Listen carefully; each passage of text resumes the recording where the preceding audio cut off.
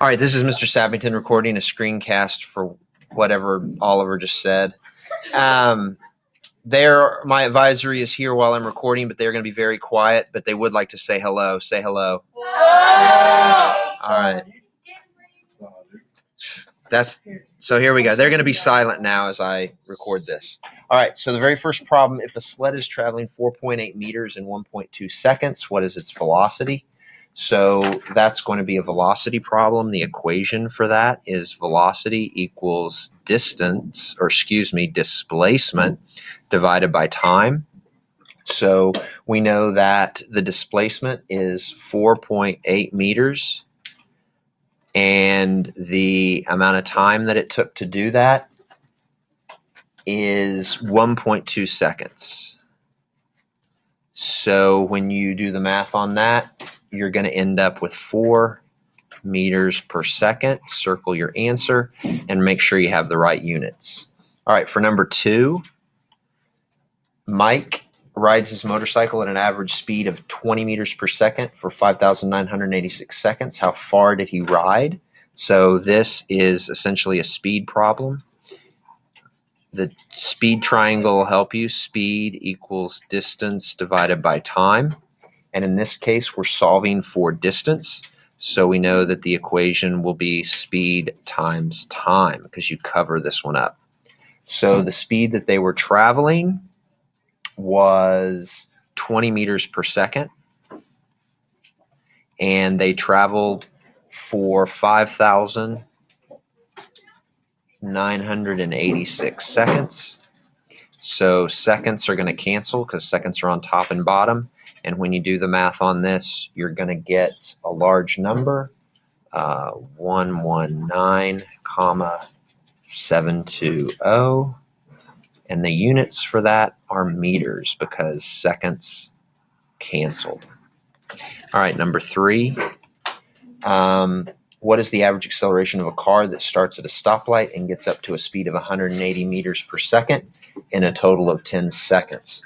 So the car is speeding up, so we know it's going to be a positive acceleration. And the equation for acceleration is V final minus V initial. Whoops.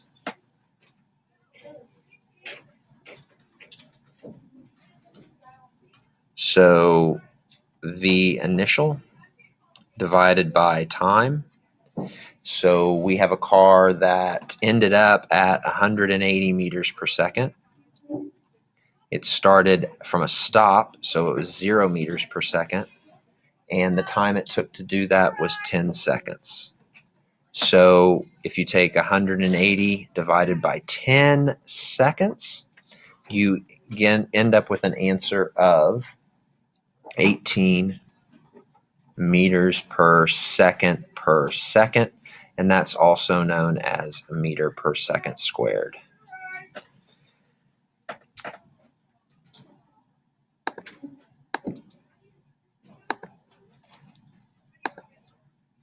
Number 4, we have what is the average acceleration of a bike that is traveling 7 meters per second and slows to a stop in 3 seconds. It should say 3 seconds there on your paper. That's going to be a negative acceleration.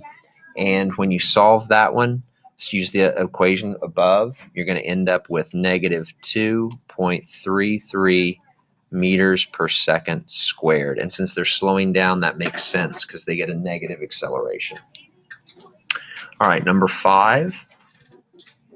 Sarah backstrokes at an average speed of 1.77 meters per second. How long will it take her to complete the race that's 200 meters in length? So this is a speed problem. So we'll do our triangle. Speed equals distance divided by time. And in this case, it wants to know how long it would take her. So we need to cover up time. And that's going to give us the equation distance divided by speed. And the distance that she traveled was 200 meters. And we're going to divide that by her speed, which is 1.77 meters per second. And when you divide that, you're going to see that meters cancel. You're left in seconds, which is a time. So the time it took her was 113 seconds. And don't forget to circle your answers. All right, number 6. How much momentum does a 96 kilogram snowboarder have if they are traveling at a velocity of 11 meters per second? So the equation for that is momentum, which is abbreviated with a P, equals mass times velocity. The mass of the snowboarder is 96 kilograms, and the velocity that they're traveling is 11 meters per second. So when you do the math on that, you're going to end up with 1,056, and nothing cancels, kilograms times meters per second.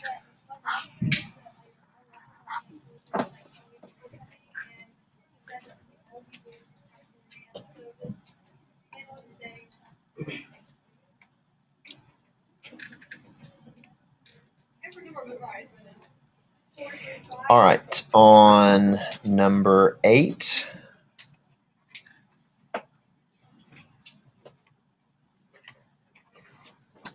Is a solid magnesium flare has a mass of 1,321 grams and a volume of 743 cubic centimeters. What is the density of the magnesium? So this is a density problem. Density equals mass times volume. So density equals mass divided by volume. The mass of the magnesium flare is 1,321 grams. The volume of it is 743 cubic centimeters. And when you divide that out, you get 1.77 grams per cubic centimeter. Remember that a cubic centimeter is the same thing as a milliliter. All right, number 9.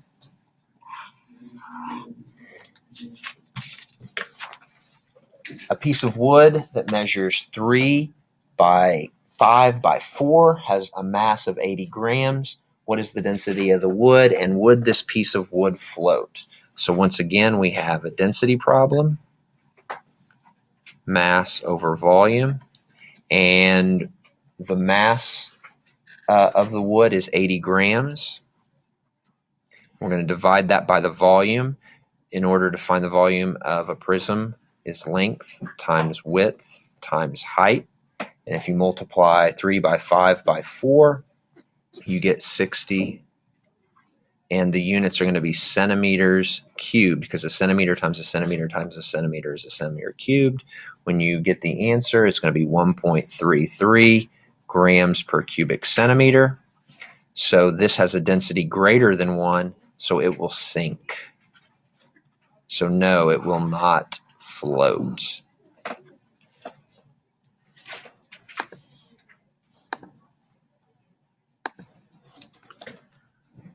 Number 10.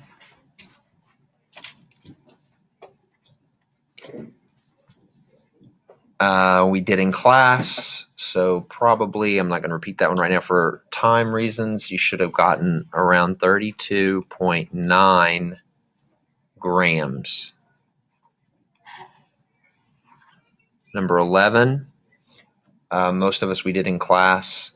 So you got 676.7 milliliters. Number 12. A wooden block used in the friction lab has a mass of 220 grams. What is the weight of the block in newtons?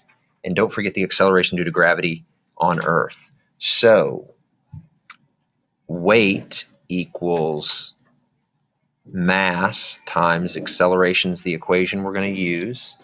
And this one you have to convert 220 grams into a number of kilograms. In order to do that, you go 3 steps to the left on the stair step. 1, 2, 3.